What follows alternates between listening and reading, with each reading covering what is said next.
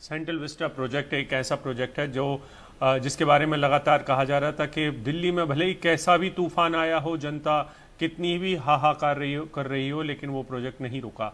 और हद तो तब थी जब हमने कल आपको ये रिपोर्ट भी किया था कि किस तरीके से पीएम आवास की भी डेडलाइन तय कर दी गई है दिसंबर अगले साल की। और इस सब के बीच में सेंट्रल विस्टा प्रोजेक्ट पर रोक की याचिका पहुंच चुकी है सुप्रीम कोर्ट। कई सारे विपक्षी दलों के नेताओं ने सवाल उठाए थे कि ऐसे वक्त में जब दिल्ली में इस तरीके के हालात हैं, लोगों की जान जा रही हो, तो अब इस प्रोजेक्ट को इस तरीके से लगातार जारी रखने की क्या ज़रूरत है, इसको थोड़े दिन के लिए रोका क्यों नहीं जा सकता। और इसको लेकर सुप्रीम कोर्ट आज ही सुनवाई कर सकता है। और हम ये भी जानते हैं अभिषेक की इसको लेकर जो तमाम पर्यावरण संबंधी जो मंजूरियां थी वो भी हाल ही में दे दी गई थी, यानी कि ये आवश्यक सेवाओं के तहत आ गया था। और इस चलते महामारी के बीच में भी इस काम को रोका नहीं गया था और इसी बात पर सब सवाल उठाए जा रहे थे। हमारे साथ जुड़ गए हमारे सहयोगी आशीष भार्गव। आशीष, ये सेंट्रल विस्टा प्रोजेक्ट जो है, इस पर रोक की याचिका की सुनवाई को सुप्रीम कोर्ट तैयार हो गया है। किसकी तरफ से दाखिल की गई है याचिका और क्या कुछ और जानकारी मिल रही है?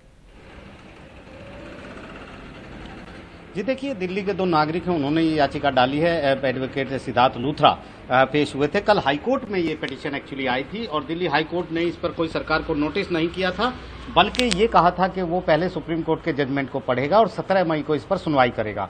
तो लिहाजा आज chief justice N V Ramana के सामने इस केस को मेंशन किया गया, कहा गया कि ये बहुत अर्जेंट मामला है और इसकी तुरंत सुनवाई होनी चाहिए। हालांकि चीफ जस्टिस का ये कहना था कि जजेस की शॉर्टेज है फिलहाल, लेकिन वो ये पिटीशन जो है वो केंद्र सरकार को दे दें, सर्कुलेट कर दें और उसके बाद इस पर सुनवाई होगी। तो निश्चित तौर पर कुछ उम्मीद ये है कि ये आज ही ये सुनवाई होनी है और काफी अहम सुनवाई ये होगी। जी बिल्कुल, शुक्रिया आशीष इस तमाम जानकारी के लिए। तो केंद्र सरकार इसको जी अभिषेक पूछिए। बहुत मेरा सवाल आशीष से सिर्फ इतना था, आशीष, की ये सुनवाई कब शुरू होगी और क्या इस पे कोई बड़े वकील सामने आए हैं जो पेश करेंगे? क्योंकि इसको लेकर विपक्ष के दलों की भी एक भूमिका है और उनमें से भी कुछ लोग वकील हैं जिन्होंने सवाल खड़े किए।